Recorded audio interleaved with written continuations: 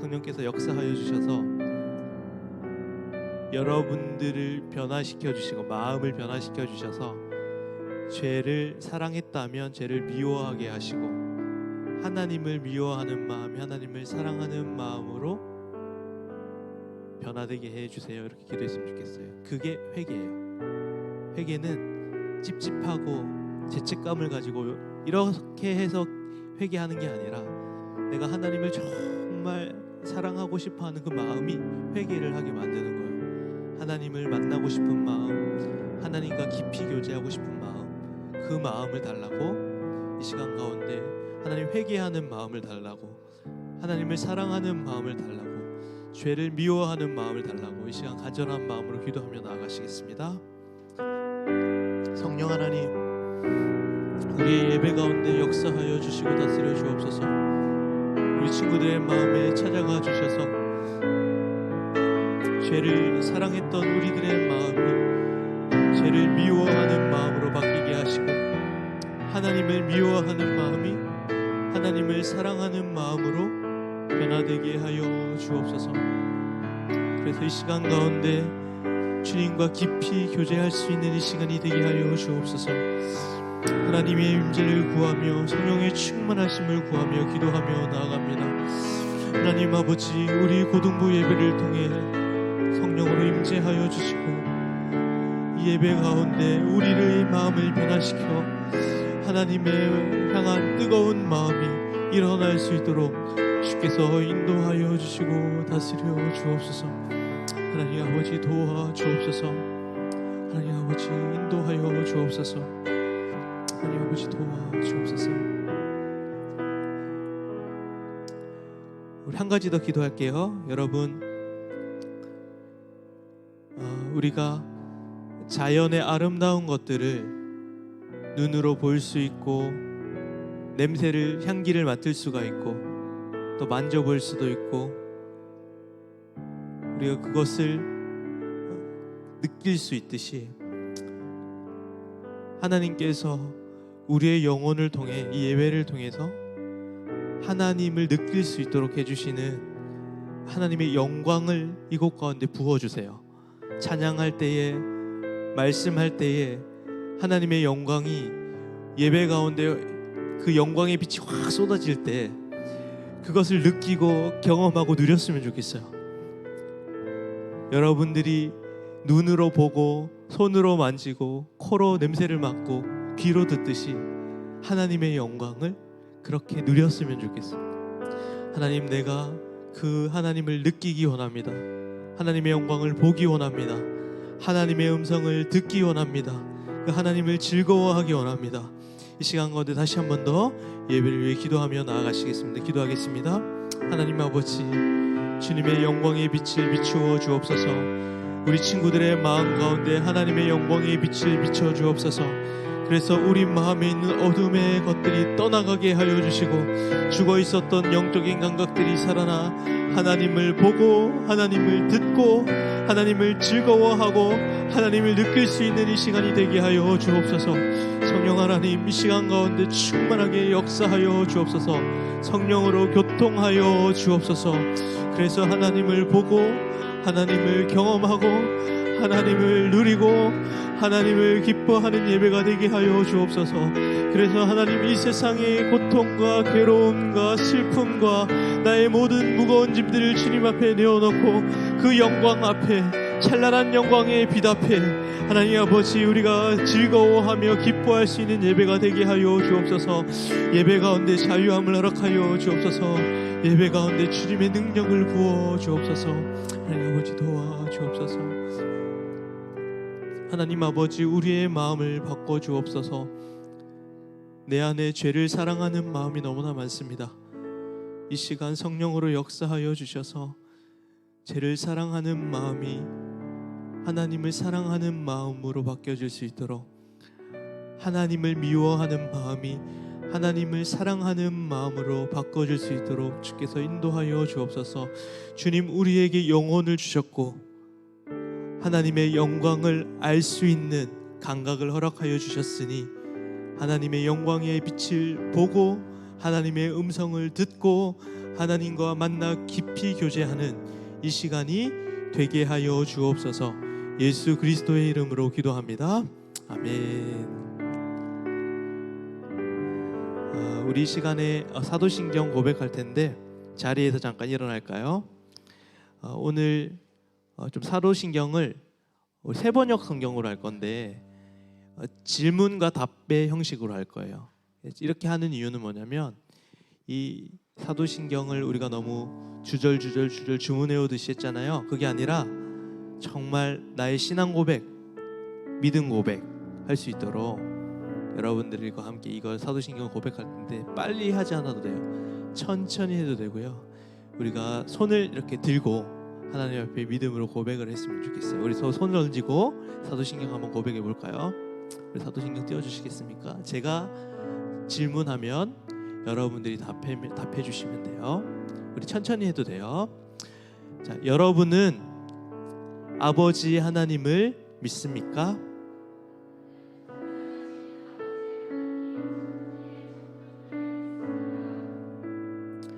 여러분은 하나님의 아들이시오 우리 주님 예수 그리스도를 믿습니까?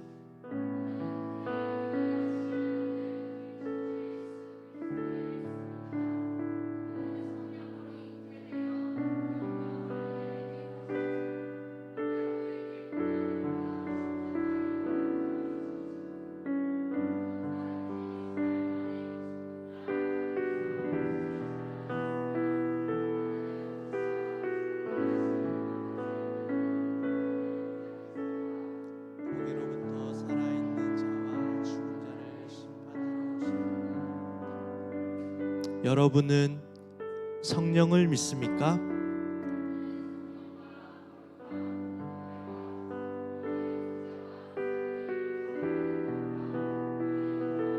영생을 믿습니다. 아멘. 우리 함께 살아계신 하나님 앞에 찬양하며 나아가시겠습니다.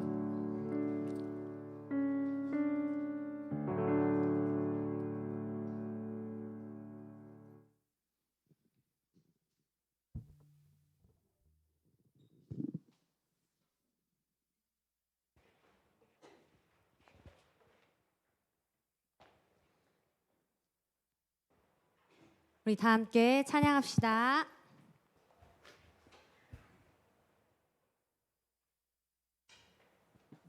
네, 준비가 좀 필요하대요, 여러분. 환영합니다. 오늘도 우리 기쁨으로 같이 뛰놀았으면 좋겠어요. 저는 인도자라고 생각 안 하고 항상 여러분들이 인도자라고 생각하고 일을 하기 때문에 오늘도 잘 부탁드립니다.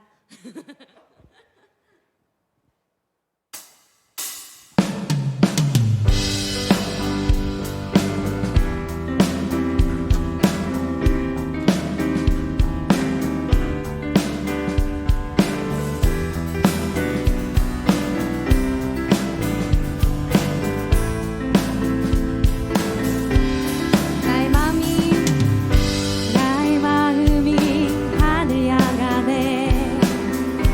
아버지 주님 나라에 내 모든 근심 내려놓고 고개 들어 주 바라보네. 지금 이곳에 주님 계시네. 그 크신 팔로 날 안아주시네. 내 맘에 오신 주의 사랑 내 주 예수 찬양하리라. 모두 찬양 주 찬양 그 사랑 기뻐 노래하네. 내 삶 속에 찾아오신 주 놀라운 사랑 크신 주 다 함께 소리 높여 찬양.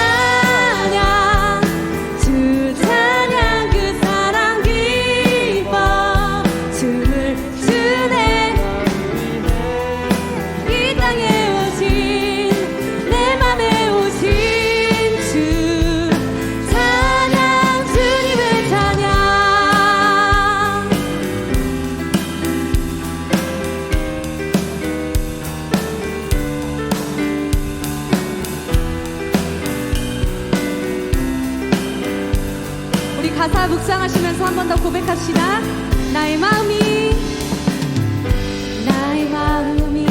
하늘 향하네.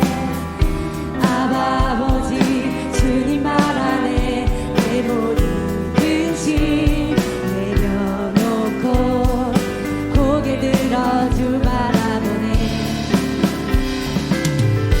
지금 이곳에 주님 계시네. 그 크신 팔로 날 안아주시네.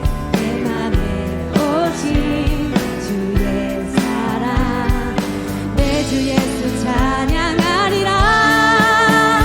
주를 찬양 그 사랑 기뻐 내 삶 속에 찾아오신 주 놀라운 사랑 그 진주다 함께 소리 높여 찬양 그 사랑 기뻐 나를 위해 이 땅에 오신 내 맘에 오신 주 찬양 모두 찬양 그 사랑 기뻐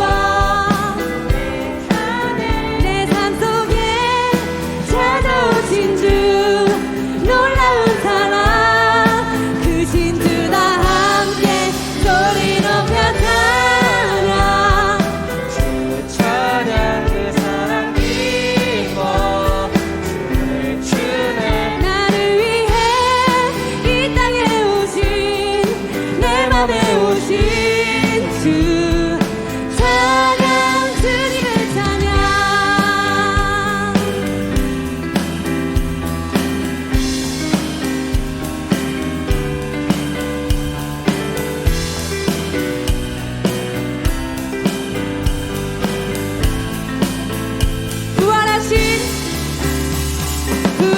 부활하신 승리의 주 삶을 다스리시는 주 그 이름 높여드리리. 예수 승리의 부활하신 승리의 주 삶을 다스리시는 주 그 이름 높여드리리. 예수 승리의 주.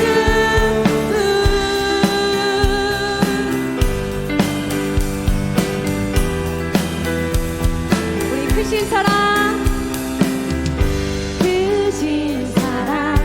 온 땅 찬양해 온 땅 찬양해. 희망 없는 우리를 위해 찾아오신 주 주님만이 내 길 대신에 주님만이 내 길 대신에 부활하신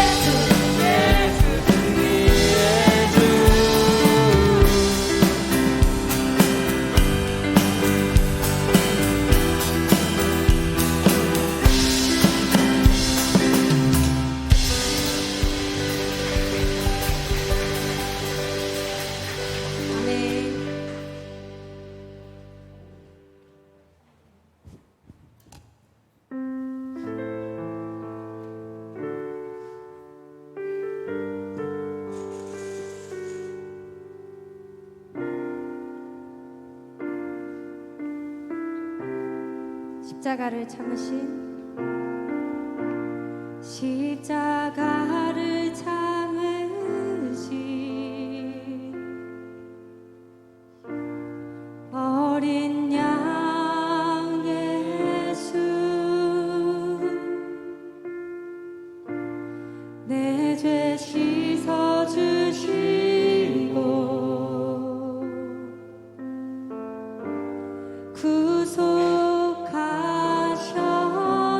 구속하셨네 어둠을 물리치신 세상의 빛 예수 영광의 빛 비추사 자유케 하시네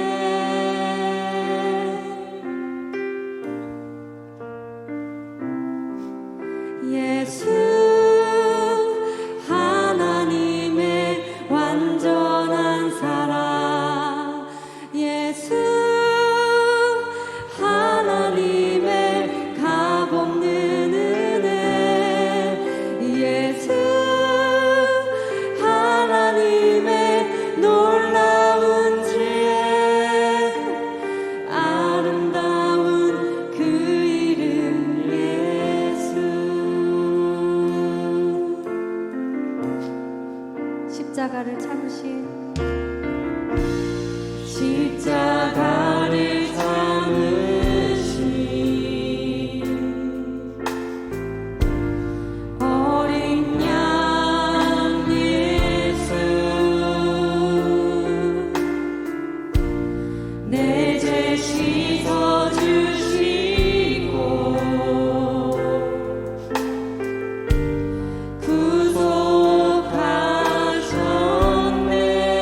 구속하셨네 어둠을 물리치신 세상의 빛 예수 영광의 빛 비추사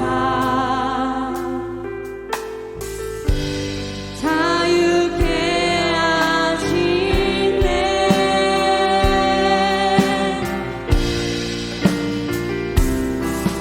예수 하나님의 완전한 사랑 예수 하나님의 값없는 은혜 예수 하나님의 놀라운 지혜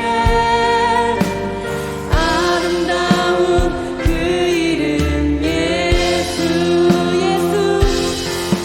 예수 하나님의 완전한 사랑 예수 하나님의 값없는 은혜 예수 하나님의 놀라운 지혜 아름다운 그 이름 예수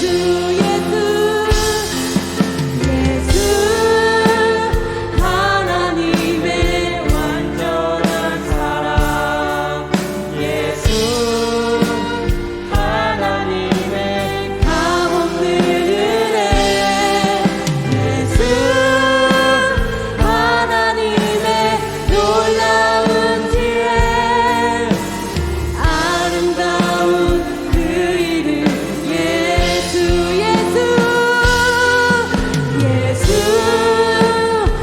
하나님의 완전한 사랑 예수 하나님의 값없는 은혜 예수 하나님의 놀라운 지혜 아름다운 그 이름 예수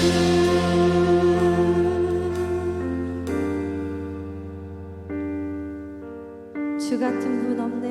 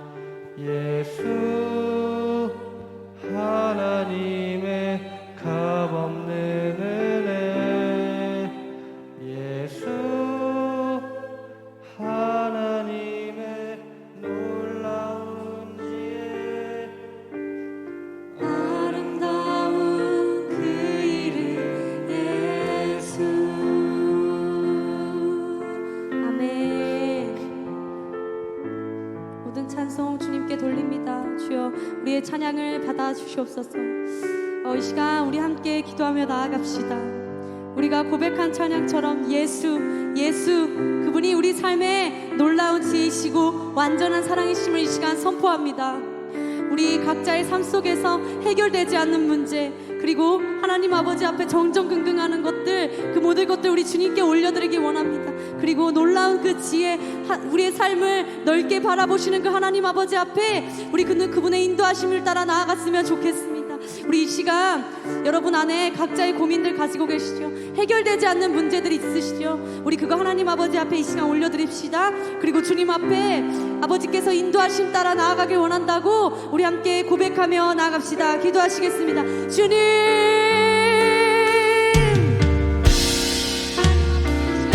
앞에 아버지 기도합니다. 하나님 아버지, 그렇습니다. 우리는 아버지 우리의 한 걸음도 예측할 수 없는 것이 아버지 우리의 삶이는 시간 고백합니다. 주여, 하나님 아버지, 그 가운데 우리 삶에 해결되지 않는 문제들 얼마나 많은지 모릅니다. 아버지, 그런데 하나님 아버지 말씀을 통해서, 찬양을 통해서 우리에게 계속해서 말씀하십니다. 내가 지혜이고 내가 곧 아버지 사랑이시고 길이시고 생명이라고 말씀하십니다. 하나님, 우리 그 가운데로 나아가길 원합니다. 아버지, 세상이 주는 아버지 방법이 아니라 하나님 그 말씀 따라 나아가길 원합니다. 하나님, 우리의 문제들 주님 앞에 가지고 나아가오니 주여 말씀하여 주시옵시고, 하나님 이 시간 주여 우리 아이들 하나님 아버지 만나 주시옵소서. 인도하신 주님을 기대하며 나아갑니다. 아버지 주여,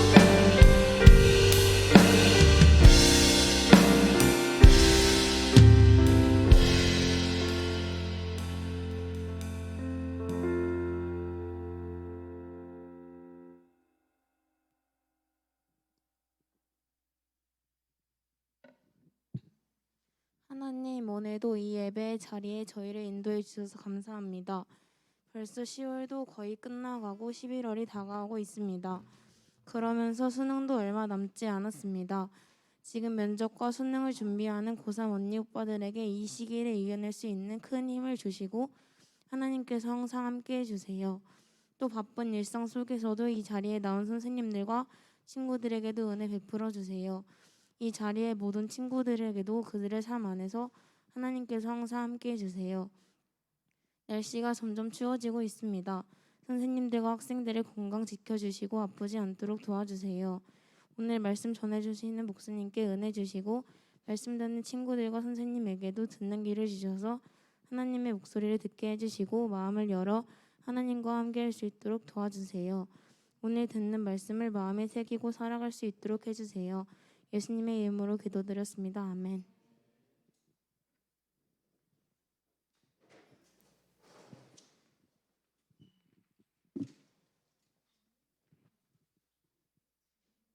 자, 오늘 하나님의 말씀은 사무엘하 20장 16절에서 22절까지 읽을게요.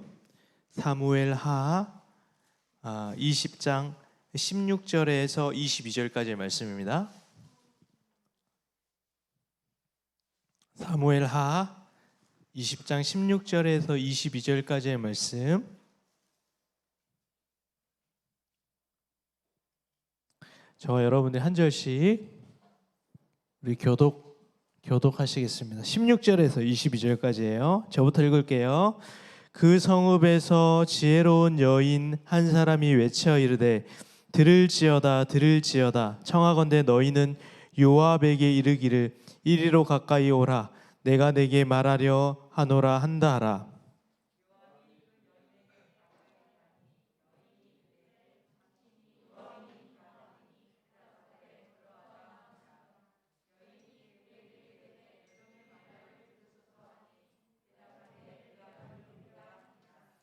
여인이 말하여 이르되 옛사람들이 흔히 말하기를 아벨에게 가서 물을 것이라 하고 그 일을 끝내었나이다.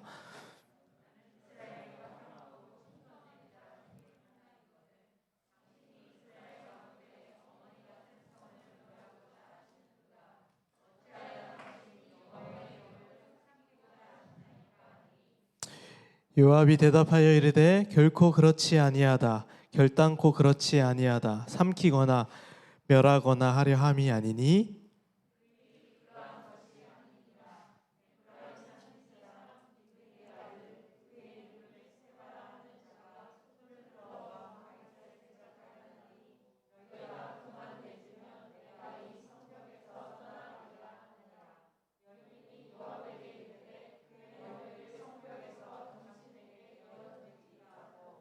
함께 읽을까요? 이에 여인이 그의 지혜를 가지고 모든 백성에게 나아가매 그들이 비그리의 아들 세바의 머리를 베어 요압에게 던진지라. 이에 요압이 나팔을 불매 무리가 흩어져 성읍에서 물러나 각기 장막으로 돌아가고 요압은 예루살렘으로 돌아와 왕에게 나아가니라. 아멘. 우리 기도하겠습니다. 이 시간 살아계신 성령님, 하나님의 말씀을 통하여 우리가 말씀을 읽어내는 것이 아니라 성령께서 우리를 읽어내어 주옵소서.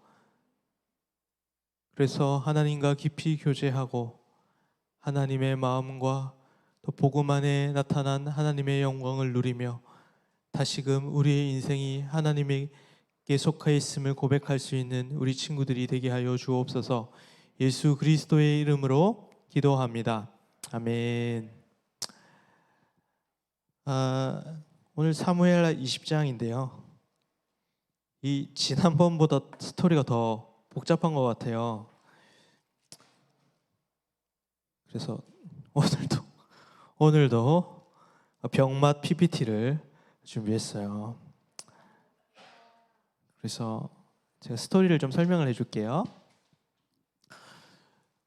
병맛 비웃지 마세요. 자, 오늘 증정인물에 대해서 여러분들과 함께 나누고자 합니다.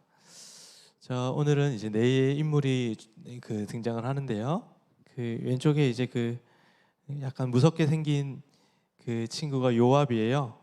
요압이고 거기 새 한 마리 있잖아요. 그게 비새예요. 그래서 비가 새, 그래서 비새예요.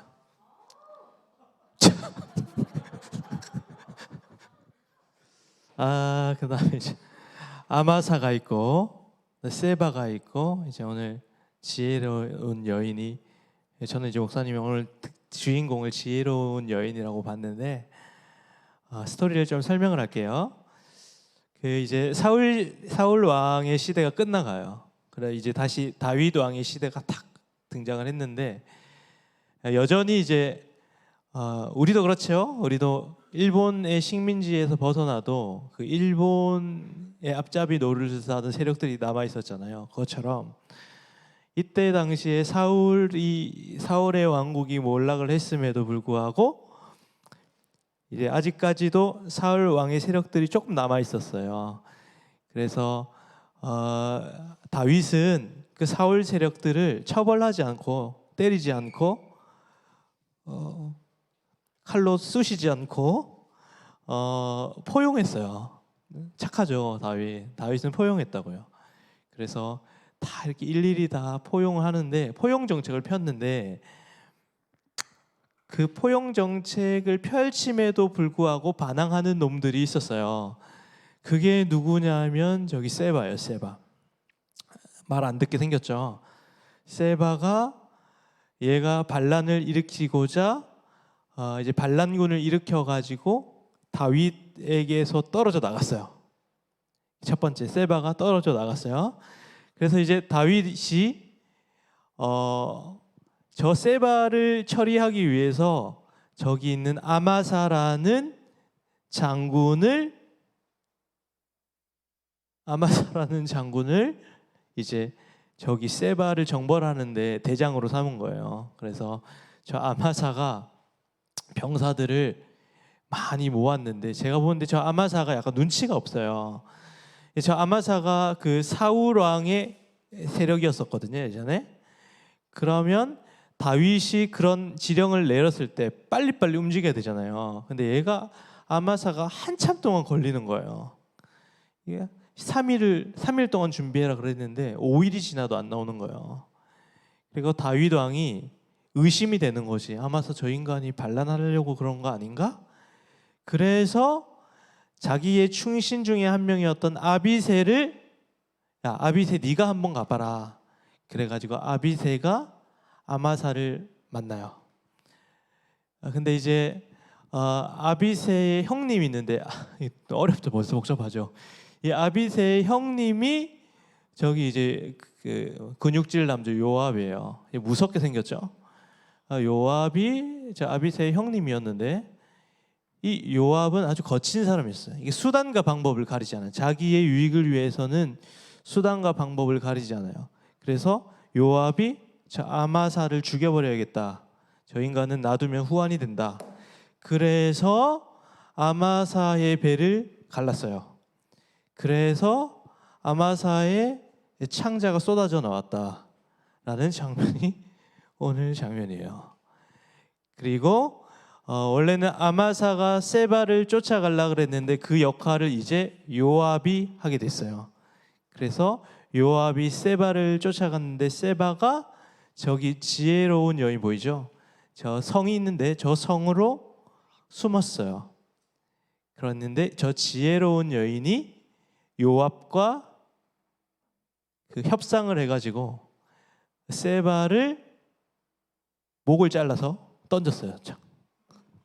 그래서 세바가 저 머리만 있어요. 그 스토리가 좀 이해가 됐나요? 복잡하죠. 설명해줘도 복잡해. 나도 내가 하면서 복잡해. 그래, 오늘 핵심 인물은 누구냐면 목사님 3가지 포인트를 준비했는데 첫 번째는 요압이라는 사람, 두 번째는 다윗이라는 사람, 세 번째는 지혜로운 여인의 길. 그래서 이 3사람을 포인트로 여러분들에게 설교를 할 거예요. 일단은 아까 요압은 아까 그 근육질 남자였죠. 저 요압은 생긴 것처럼 수단과 방법을 가리지 않는 직진남이에요. 그래서 수단과 방법을 가리지 않고 자기가 원하는 대로 다 해야 되는 사람이에요. 그래서 무조건 전진 앞으로요. 성공을 위해서 달려가는 사람이에요. 그 다음에 다윗은 왔다 갔다 하는 사람이에요. 선한 길로 갔다가 그러고 다윗의 길로 가는 거예요. 근데 지혜로운 여인의 길은 굽이굽이 흐르는 것 같지만 그 가운데 생명의 풍성함이 있는 길이에요. 결론은 뭐예요?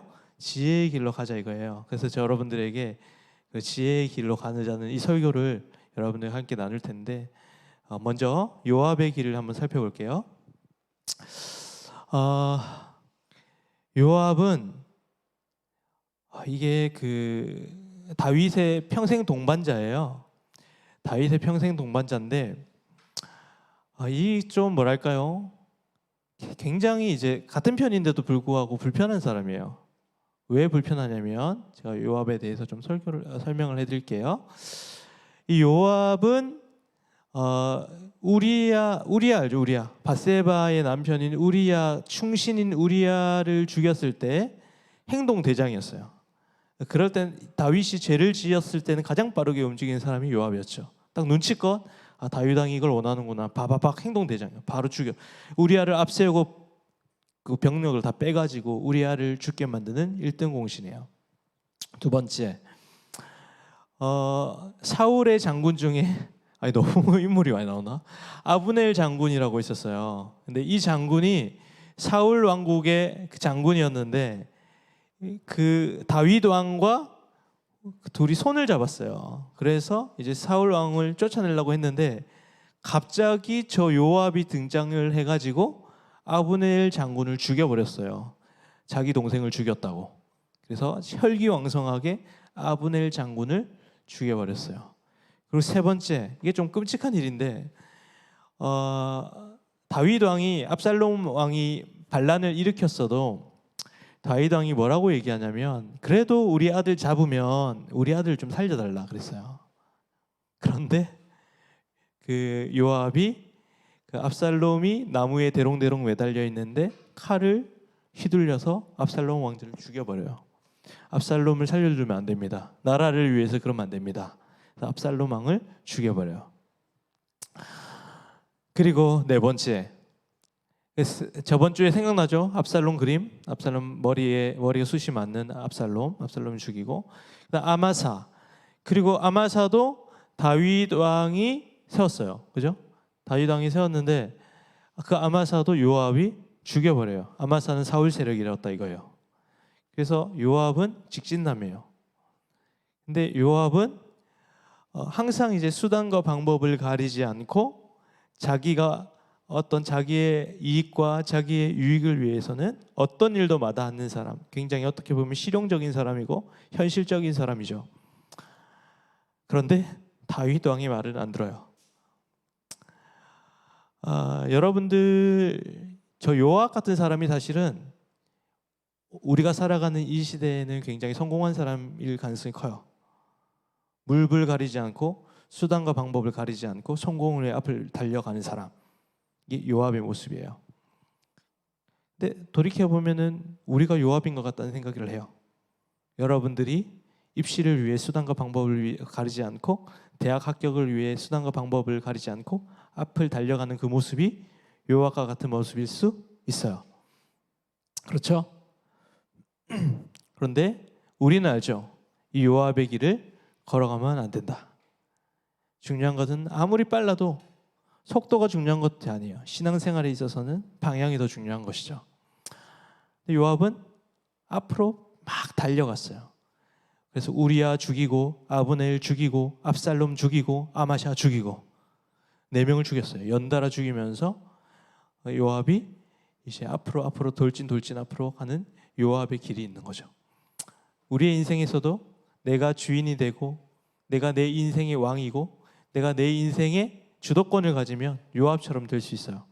그래서 왕의 뜻, 우리 진짜 왕이신 하나님의 뜻도 상관없고 그저 내가 갈 길을 간다. 입시 때는 신앙을 버리자. 그리고 공부를 위해서는 나머지는 다 버려라. 오직 공부만이 최고다 하는 게 요압의 길이에요. 그 길을 걸어가면 안 된다 이 말이에요. 요압은 그 길을 걸어갔다. 첫 번째 요압의 길이에요.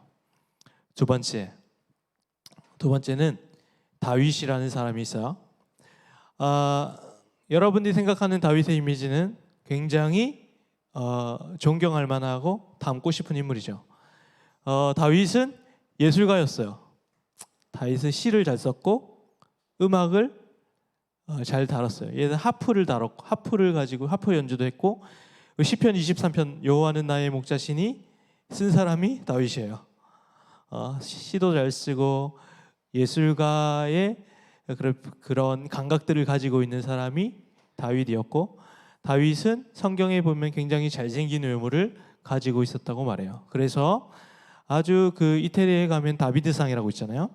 그 다비드상이 결국 그 다윗이 완벽한 인간으로서 이렇게 만들어낸 그런 모습이죠. 잘생긴 외모. 다윗은 골리앗을 쓰러뜨린 탁월한 장군이었고 수많은 전쟁터의 승리를 이끈 전략가였어요. 그리고 이 다윗 왕은 이스라엘을 건국한 왕이었어요. 그리고 저기 이스라엘 그 국기에 있는 별이 다윗 별이에요. 다윗이 아주 위대한 인물로 추앙받는 사람이죠. 그리고 다윗은 바지가 벗겨질 정도로 춤을 추었던 참된 예배자였어요. 여기까지 보면은 우리 다윗을 본받을 만하죠. 다윗의 길을 걸어가야 되죠. 그런데 거기서 끝이 아니에요. 다윗은 두 얼굴을 가지고 있어요. 다윗은 충신 우리아를 살인했고 다윗은 밧세바를 간음했고 그리고 오늘 충격적인 말씀이 나와요. 20장 3절에 보면 다윗이 후궁 10명을 잡아 별실에 가두고 먹을 것만 주고 그들이 죽는 날까지 갇혀서 생갑으로 지내라. 한 10명을 죽을 때까지 감옥에 가둬놓고 살게 한 거예요. 이게 다윗의 양면 얼굴이에요. 또 압살롬, 자신의 아들을 늘 방관하던 따뜻하게 맞아주지 않았던 아버지였죠. 그리고 하나님을 무시해서 인구조사를 해서 나중에 벌을 받는 인물이기도 해요. 이게 우리가 그토록 성경의 모든 인물을 통틀어서 가장 위대한 사람이 다윗인데 다윗의 모습이 이래요. 그러니까 인간에게 있는 이 두 얼굴을 통해서 우리는 아, 다윗을 따라가면 안 되구나. 어떤 한 인물이나 인간을 따라가서는 안 되구나. 그 길을 따라가서는 안 되구나. 라는 것을 알게 되는 거야. 여러분들 생각할 때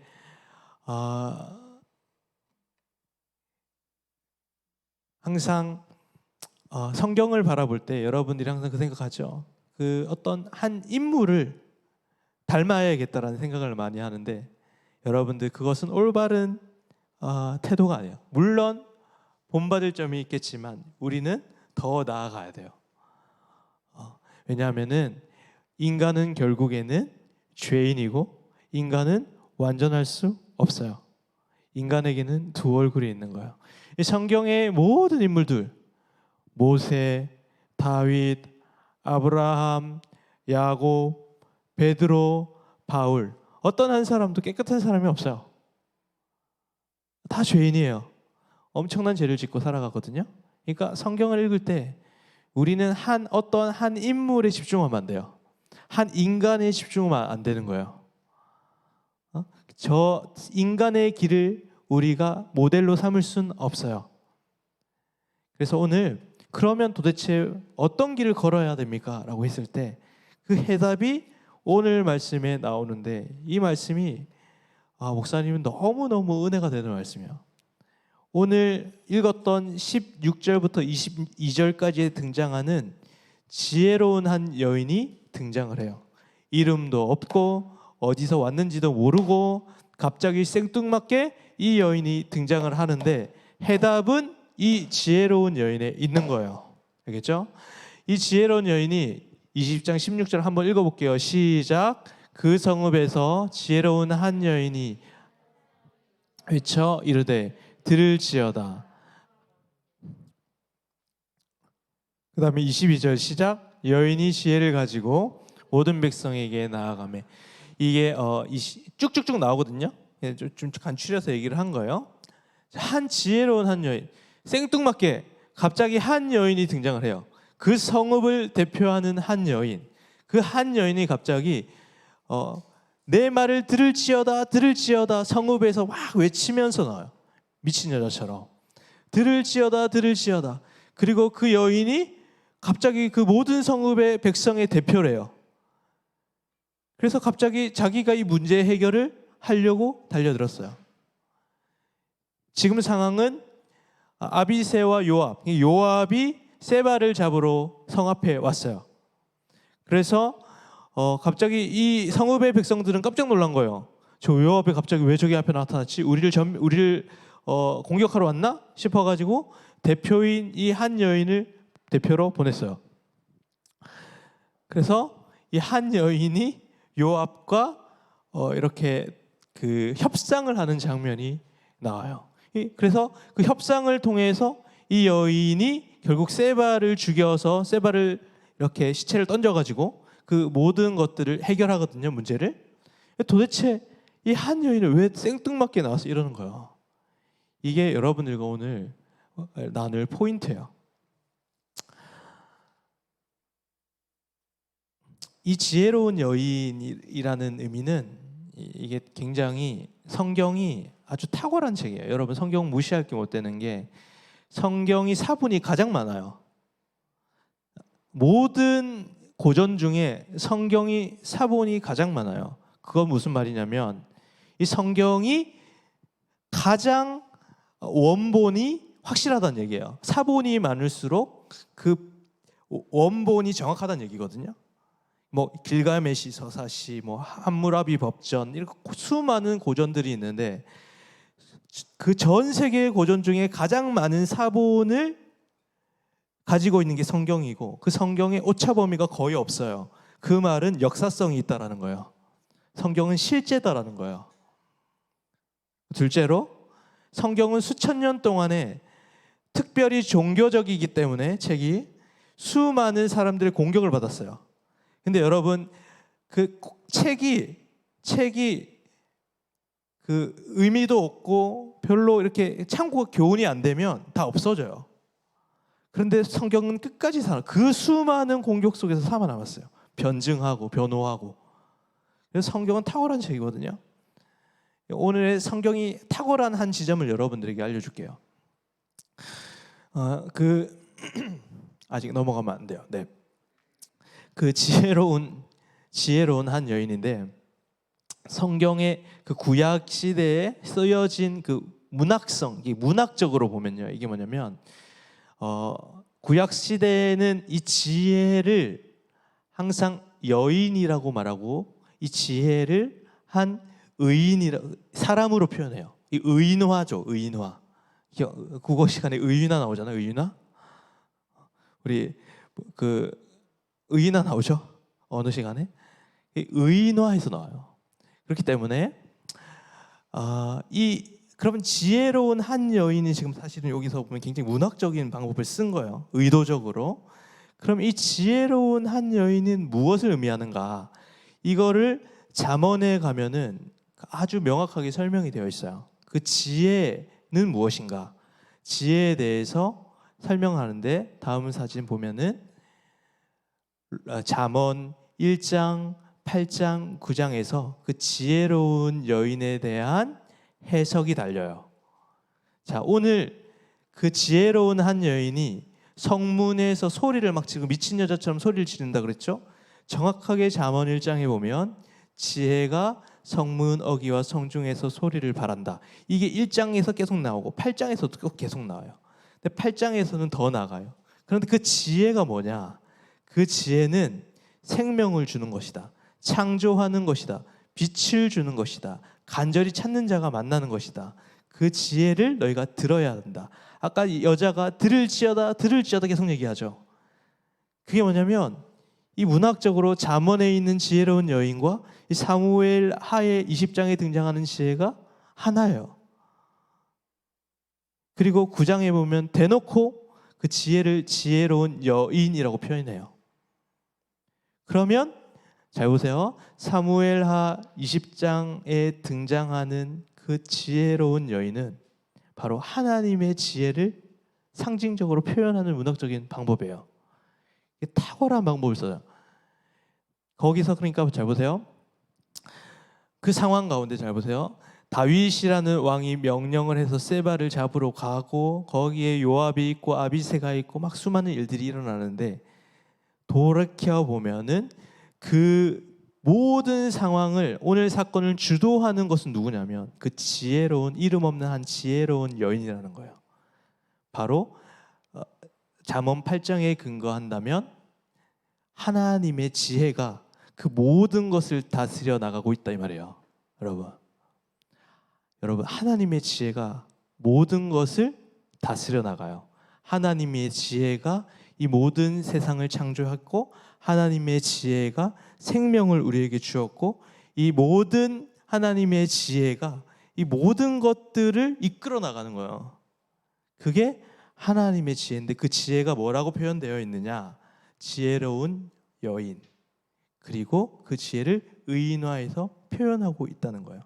그 성읍의 그 모든 백성들을 구원한 것은 한 여자라기보다는 문학적으로 보면은 하나님의 지혜가 그 성읍을 살린 거예요.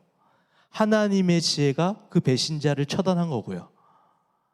이게 성경의 탁월한 지점인데, 그러면 하나님의 지혜가 구체적으로 뭐냐 이거요.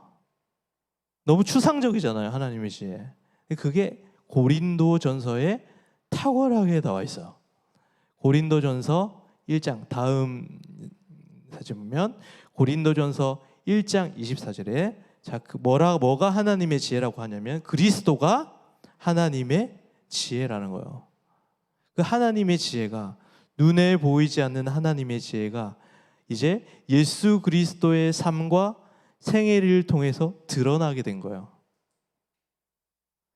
그러니까 한 여인이 지혜를 소유하자 그 성읍을 살렸잖아요.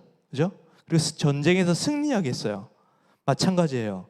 여러분들의 위기, 여러분들의 아픔, 여러분들의 상처, 여러분들의 상황 가운데 여러분들은 그 지혜가 필요해요. 여인에게 있었던 그 지혜가 필요한데 그 지혜가 뭐냐 이 말이에요. 그 지혜가 뭐다? 예수 그리스도다 이 말이에요.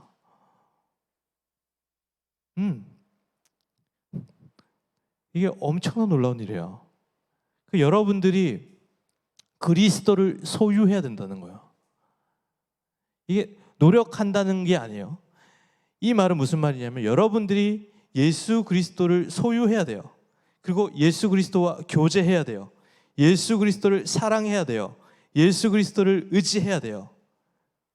그게 여러분들이 지혜를 소유하는 방법이다 이 말이에요. 여러분들이 그 지혜 그리스도를 소유하면 어떤 일이 일어나냐면 고린도전서 1장 24절 하반부에 쭉 나와요. 다음 함께 읽어보겠습니다. 시작. 하나님의 어리석음이 사람보다 지혜롭고 하나님의 약하심이 사람보다 강하니라. 육체를 따라 지혜로운 자가 많지 않으며 능한 자가 많지 않으며 문벌 좋은 자가 많지 않으. 잘 보세요.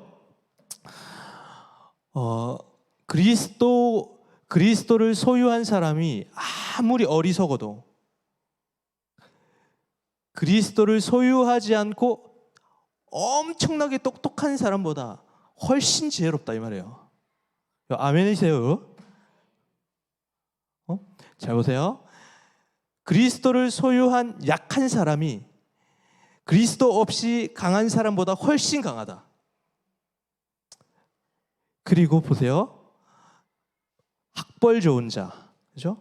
여러분, 그리스도를 소유하고 학벌이 좋지 않은 자가 그리스도를 소유하지 않고 학벌이 좋은 사람보다 훨씬 낫다. 이 말이에요. 이거 동의하시나요?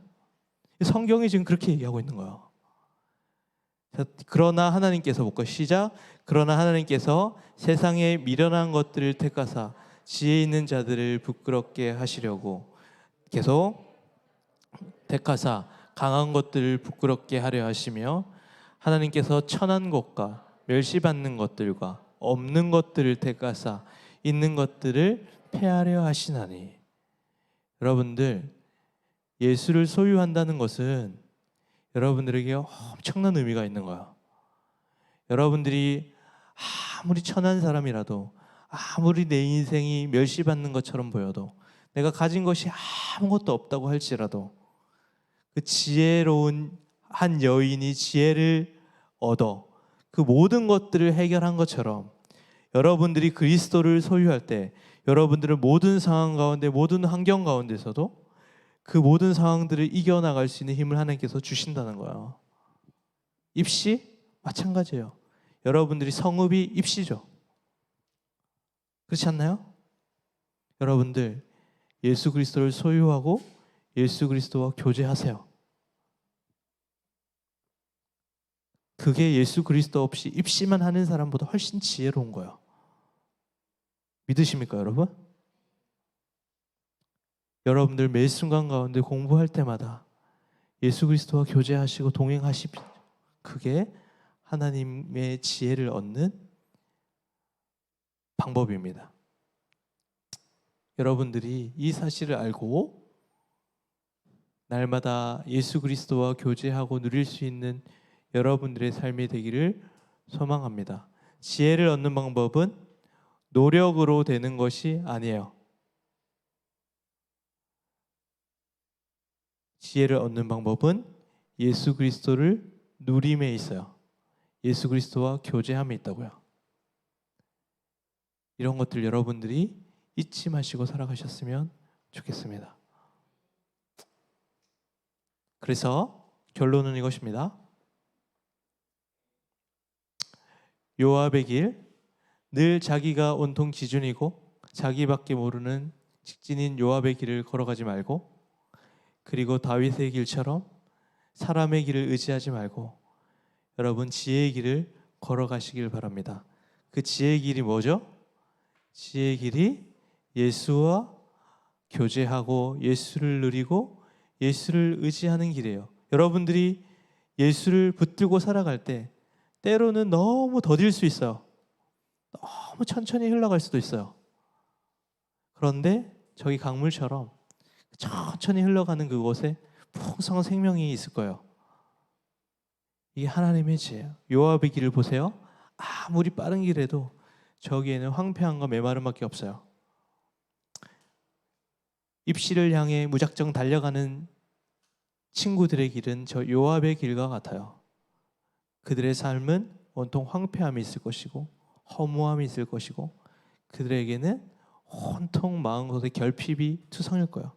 그러나 미련하고 멸시받고 천대받고 가진 것이 없고 미련해 보이고 문벌이 좋지 않고 가진 지식이 없고 능력이 없고 손가락질 당하고 실수하고 넘어질지라도 그 길을 예수와 함께 걷고 예수와 교제하고 예수를 누리는 삶이 지혜의 길이라고 성경은 분명히 이야기하고 있어요. 여러분, 하나님의 어리석음이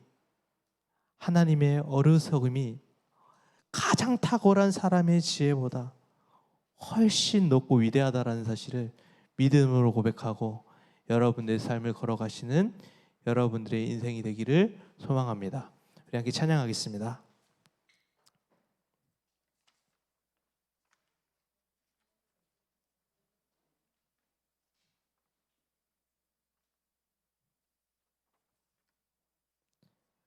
십자가를 참으신 우리 함께 더 찬양하겠습니다.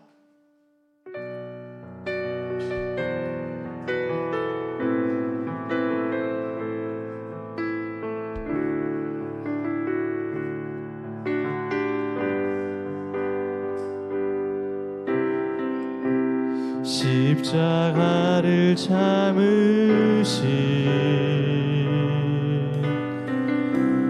어린 양 예수 내 죄 씻어주시고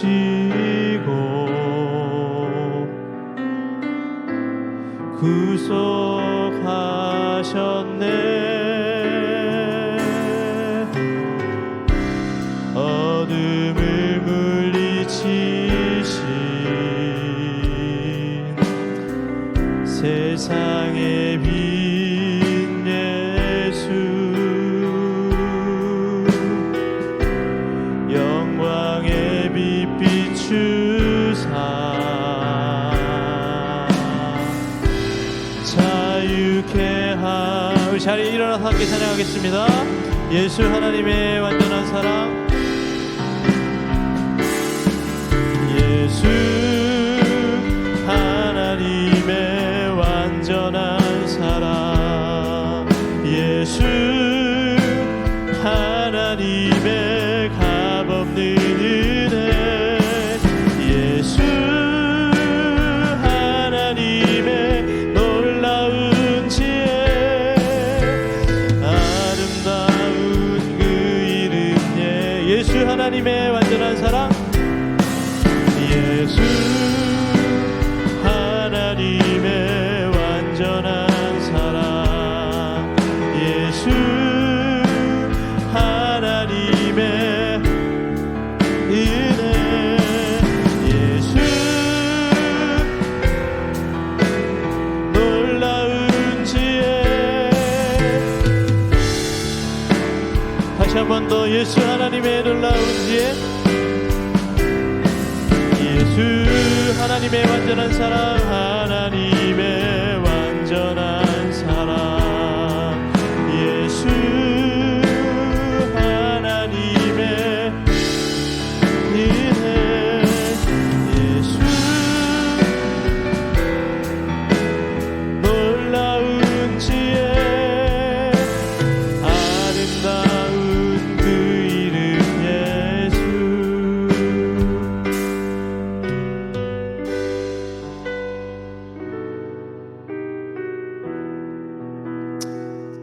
요압의 길은 직선입니다.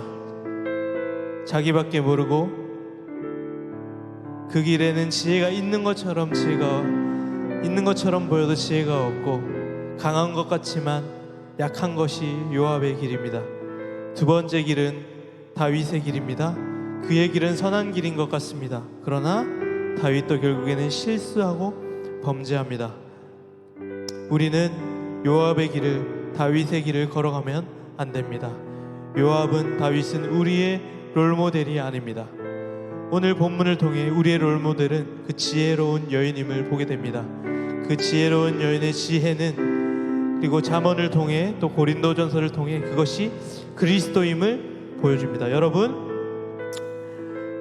그리스도를 소유할 때, 그리스도를 의지할 때, 그리스도와 교제할 때 여러분들에게는 하나님의 능력이 있고 하나님의 강함이 있고 하나님의 지혜가 생겨납니다. 이 시간 가운데 하나님, 내가 요압의 길을 걸어가진 않았는지 다윗의 길을 걸어가진 않았는지 내 스스로를 돌아보면서 하나님, 내가 그리스도를 의지하고 날마다 그리스도와 교제하는 하나님의 지혜를 갖는 우리의 인생이 되게 하여 주옵소서. 이 시간 간절한 마음으로 기도하며 주님 앞에 나아갑니다. 하나님 아버지 감사합니다. 이 시간 가운데 주님 앞에 나아가 하나님의 지혜를 갖기를 원합니다. 주님 인도하여 주시고 다스려 주옵소서. 하나님 아버지, 십자가의 지혜를 바라보고 나아갈 수 있는 우리의 삶이 될 수 있도록 주께서 인도하여 주옵소서. 하나님 아버지 도와주옵소서. 하나님 아버지, 간절한 마음으로 주님 앞에 나가 하나님 간절한 마음으로 주님 앞에 나갈 수 있는 우리의 삶이 될 수 있도록 주께서 인도하여 주옵소서. 하나님 아버지 도와주옵소서. 하나님 우리에게 지혜를 허락하여 주옵소서. 하나님 아버지, 예수를 소유하고 예수를 누리고 예수와 함께하는 삶을 살아갈 수 있는 우리들이 되게 하여 주옵소서. 학업으로 힘들어하고 있는 우리가 성읍에 갇힌 백성들입니다.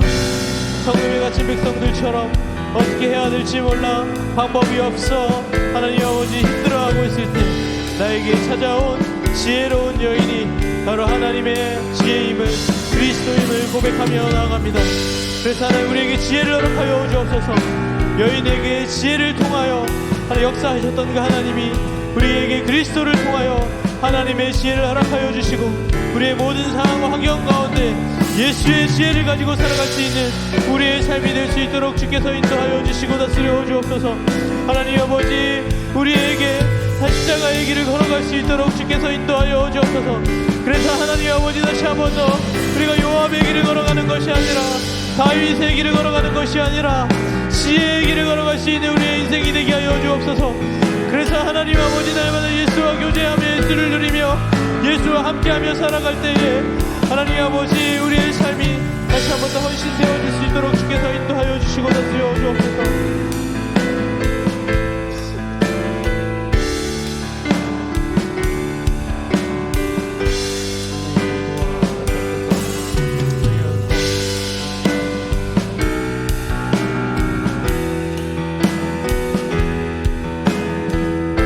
하나님 아버지, 간절한 마음으로 그 앞에 기도하나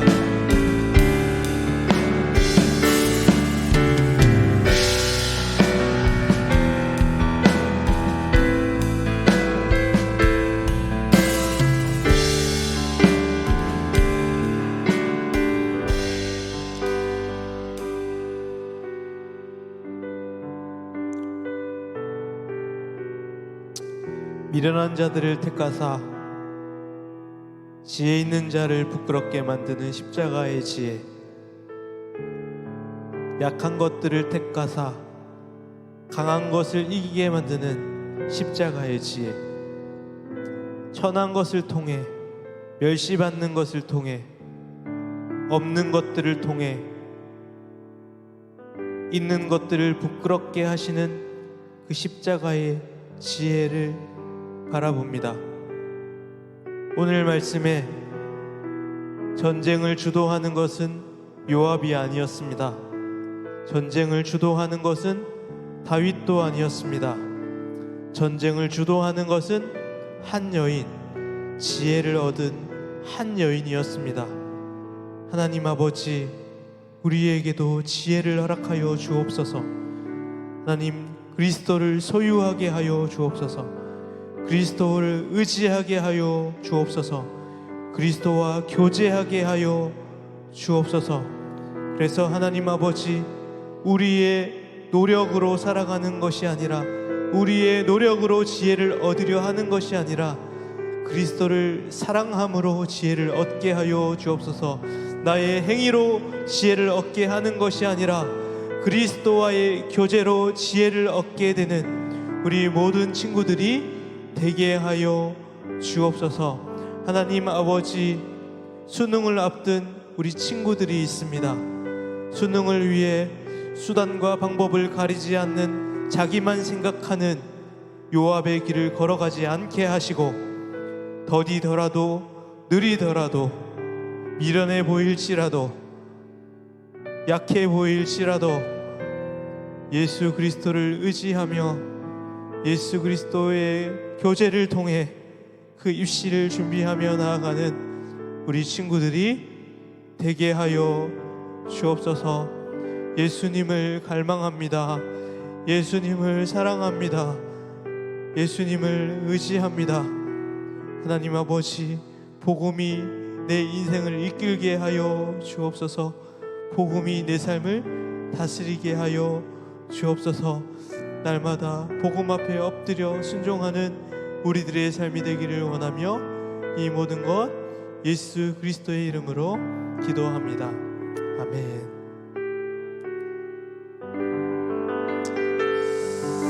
아멘. 우리 시간 가운데 받은 은혜를 좀 생각하시면서 헌금을 드릴 텐데요. 좀 헌금을 우리가 너무 헌금을 헌금위원들이 빼앗아 간다라는 느낌이 있어요. 헌금을 여러분들에게 구걸하는 것도 아니고 헌금을 하나님 앞에 드리는 거잖아요. 너무 기본적인 거지만 한번 읽고 시작할까요? 1번부터 한번 읽고 우리 헌금을 드리겠습니다. 시작. 헌금은 예배 전 미리 준비해 주세요. 2번 시작. 하나님께 진심으로 사랑을 표현하세요. 3번째 시작. 나의 시간과 소유와 존재가 하나님의 것임을 고백하세요. 이 시간 헌금할 때 그렇게 고백할 수 있죠? 이 시간 찬양도 우리 신나는 찬양으로 준비했으니까 억지로 하지 말고 떠밀려서 하지 말고 마음을 다해 주셨으면 좋겠습니다. 찬양하게 천국은 마치 찬양하겠습니다. 박수 치면서 헌금할까요?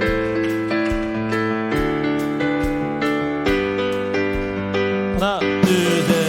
천국은 마치 밭에 감추인 보아 밭 속에 묻힌 아무도 모르는 보석. 천국은 마치 밭에 감추인 보아 땅 속에 묻힌 아무도 모르는 보석이라네. 그 보석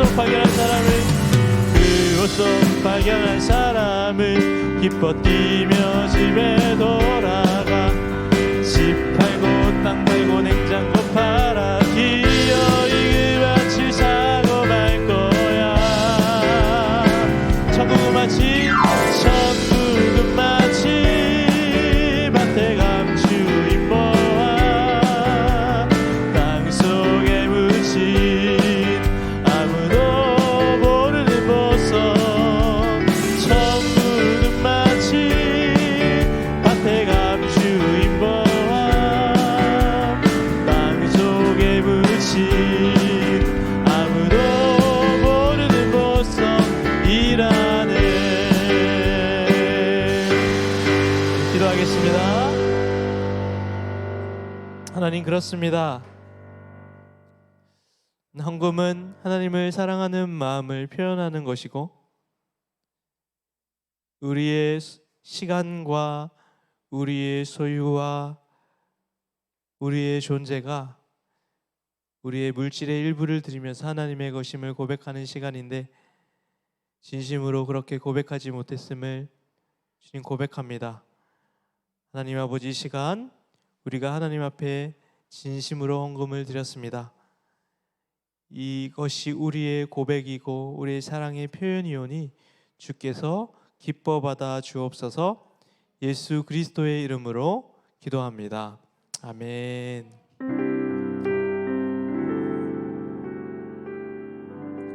지금은 주 예수 그리스도의 은혜와 하나님의 사랑과 성령의 교통하심이 요압의 길도 아니요 다윗의 길도 아니요 지혜로운 여인의 길을 걸어가기를 원하는 이곳에 모인 모든 선생님들과 친구들의 머리 위에 이제부터 영원까지 함께하기를 간절히 축원하옵나이다.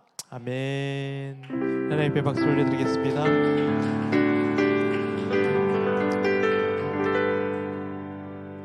여러분, 예수님이 지혜이세요. 여러분들 지혜가 부족할 때에 예수님을 의지하고 예수님을 사랑한다면 하나님께서 그 크신 지혜를 주실 거예요. 오늘도 이후 순서는 공과 모임이 있고요. 우리 은하수 기도회를 진행하고 있는데 여러분 특별히 우리 고3 친구들 오셔서 예수를 누리시고 예수와 교제하는 지혜를 얻고 돌아가셨으면 좋겠습니다. 3학년 알겠어요? 우리 은하수 기도에 많이 참석해 주시고 이후 순서는 우리 반별 모임을 진행하도록 하겠습니다. 우리 국찬양 선생님. 여러분 안녕하세요. 벌써 이제 크리스마스가 다가오고 있어요. 엄청 얼마 안 남았어요. 이번에 크리스마스 때 중고등부가 연합으로 워십을 하나 할 거거든요. 근데 그 CDTS 지금 하고 있는 친구들이 썸을 준비하면서 여러분들이 좀 같이 동참해서 더 규모를 크게 준비를 하려고 하거든요. 생각은. 그래서 CDTS 친구들은 그냥 필참인 거고 여기에 고3 친구들 중에 워십 잘하는 친구들 있죠. 한별이나 그쵸 한별아. 시간은 많고 마지막 고등부 시간들을 좀 의미 있게 보낼 수 있도록 선생님이 열심히 준비할 테니까 마음이 있는 친구들은 같이 워십에 동참했으면 좋겠어요. 아시겠죠? 네, 한별이의 지원 기다리고 있을게요.